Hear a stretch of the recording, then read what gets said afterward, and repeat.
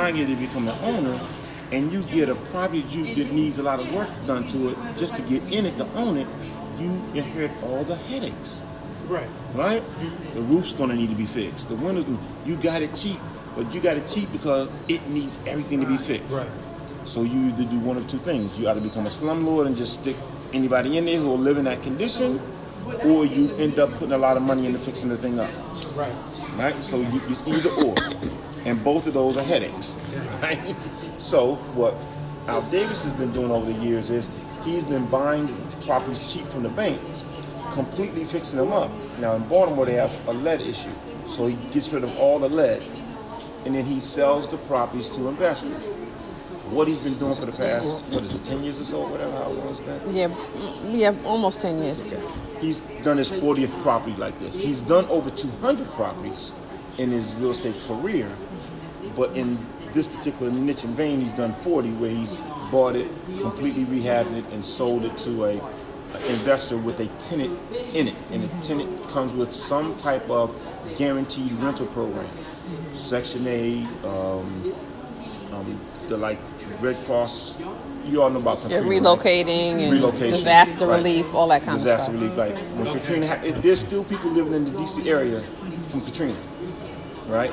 My cousin actually was renting to one of them, and that was last year. FEMA's taking care of that. Yeah, still to this day, they still takes care of that person, right? And those kinds of things like that, just guaranteed rent, because the person's house is gone. Their house is gone, it's never coming back. It's one of those areas in that they bulldoze and it's just land, but you can never go back there because they got all those chemicals in the ground. They got a really good, so anyway, so they still pay for that person to live up here in this area because this is where they relocated them to. So they put people in those kinds of programs. They have 13 of them, and they pay higher than market rent, because that is how the government gets the people to put their people in the program, saying, hey, if this person is giving you $1,100 a month rent, we'll give you 13. So that difference between what the programs pay versus what the market rent is, where you get that extra bump in your income. So now this is what Al does, or this is what Al had been doing. He'd been selling those properties to investors who could pay cash for them. So he would buy them for 30 to 40. He put around $40,000 worth of work into them, and he was selling those properties between $80,000 to $120,000. Right? So he made a little bit of profit. They got a property complete, but those guys were paying cash. So we met Al, and we were like, you ever thought about selling to people who could finance these properties? He's like, no, because financing falls through. If a guy shows me he has $100,000 in the bank, he has $100,000 in the bank, I'm good. Whereas you come to me, you say you got $100,000 worth of financing, it might not go through. So what we started doing is, because I worked in loans, so the first property I did was 30 years ago. I didn't know anything about investing. I watched late night commercials. My fiance's grandfather passed. He lived in a nursing home, and we were living in his house, and he passed away while he was in the nursing home.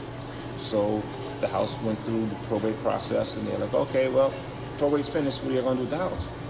We were living in there with her brother and her brother's wife, and we were engaged.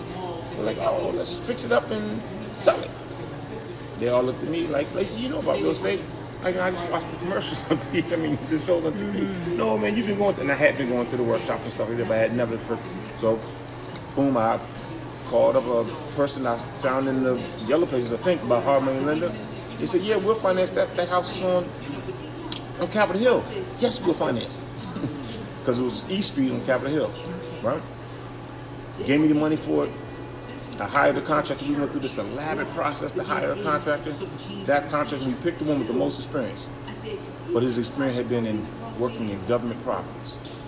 So when he started coming to a house in East Street, guess what?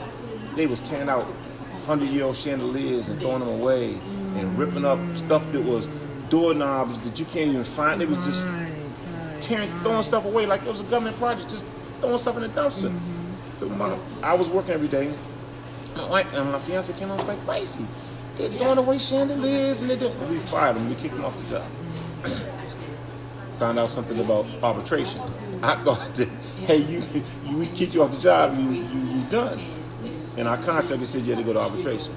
The arbitrator ruled that we had the right to kick them off the job, but that we had to pay them for this work. I was like, even though they tore stuff up and not fixed stuff, Yep, you still got to pay them. So we had to pay them. So a big chunk of my money went to paying them. So I was piecing the rest of it together with subcontractors and stuff, but I finished it. Sold the property, got out of it, and the Hartman lender was like, I never seen a newbie do that before. Now, the reason was because I didn't know I could get an extension. I didn't know you could get extensions. I thought if you didn't pay them on the time that you said, they took your house, right? So I didn't know enough to know to go tell them, hey, I need more time, right? So he's like, no, you paid me on time.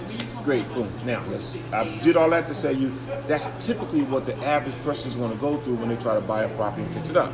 Bad contractors, not knowing what to do with the money sources, and making all these kinds of mistakes. I made all of it. Al takes all of that. He takes his 200 property experience and does the properties for you. They're fixed and ready with a tenant in them. And all you do is, when the property is finished and the property has a tenant ready, you pay for it and you buy it. Now, with this process, we're going to get you financed. So while the property's being worked on and while you're thinking about going what property's going to, we go through a credit review with you. We see which of the different lenders. We have 3 to 4 lenders that we work with. You see which lender you qualify for, and then we tell Al, this person is ready. They have to come with their, it can be as high as 20%, but it can be low as 10% because the lenders have different qualifications, and some of that's based on a person with 700 credit score is going to pay less down payment than somebody with a 620 credit score. But we're going to work with you to put it all together. Then some people have money that they have in 401ks in their retirement plan. Some people got $100, $200, $300, $400,000 in there. Somebody been working on their job for 15 to 20 years, they might have $200, $250,000 in there. Oh, you can go and use your retirement account. You don't have to get a loan. Or you can take some of that money out of your account and use it for your down payment. So on a $100,000 house, your down payment would be, if you had bad credit, $20,000. If you had good credit, $10,000. Right? So if you took $10,000 out of a $100,000 retirement account, that's peanuts, right? But it's something called a self-directed IRA where you put that money in there, you get to use that money and not pay taxes on it. Again, you have to consult your financial advisor. They tell you about what a self-directed IRA is and how you will qualify for it and all these other things. And that's the things where the other people will come into play. But basically, if you have money in a retirement account combined with an investor loan, you can buy one of these properties. Now, the great thing about Al's properties is they cash flow. And the reason why we're doing this in Baltimore is because $100,000 property in Baltimore, you can get a 5-bedroom nice house. $100,000 property in DC will be a shot with you. Because DC now, average home price is $300,000 to $400,000. Average home price in Baltimore is around $150,000 to $200,000. Right? So guess what? We can get you in there, get you a 3-4 bedroom home, put a renter in there, and you're going to cash flow. What's the average cash flow for Al's properties? Well, he only mostly goes up to 3 bedrooms, but if you do 4 bedrooms, it'd be somewhere around $700 a month. That's right. So Al does a 3 bedrooms, is around $700. So somewhere between $500 to $700 a month, you're going to collect in rental income. Now, is that net? Net. That's a net. That's a net. That's somebody trying to call me on my. This gotta be Ryan. No, this is Ryan. Hold on 1 second. It's Ryan. So, hey Ryan. But I know it was you, so I picked up.